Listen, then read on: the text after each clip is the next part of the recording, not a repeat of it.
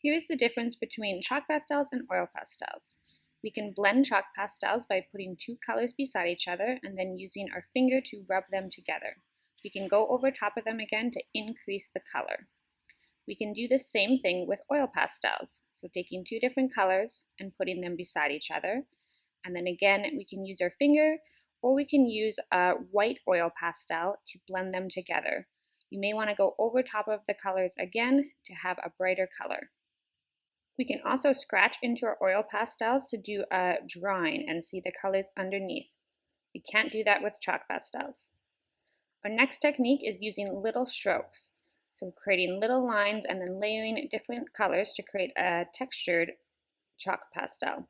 We can do the same thing with oil pastels, so just doing little strokes or little lines and then layering different colors over top. It almost creates a fur-like texture. Another technique we can do is hatching, where we draw lines to color in or shade our drawing. We can also do cross hatching, where we take two lines crossing each other.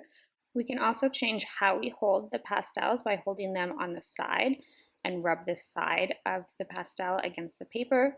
We can also layer it this way by rubbing the two different colors against each other.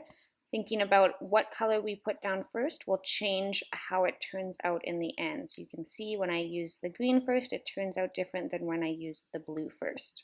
Next is feathering, where I can use some small strokes or lines and start with a lighter color and then a darker color underneath and an even darker color under that. So going from light to dark to create a transition of colors. I can also do the same thing with oil pastels. Another way I can change my technique is again by changing how I hold it and twisting my hand as I hold it on the side to create some different patterns. I can also create some point and create pointillism technique by putting little dots, and I can change the colors and layer them, or I can just use one color. And again, I can do the same thing with oil pastels, but there will be a little bit thicker dots. Of course, my last technique, I can draw with them, creating different lines using it in a drawing.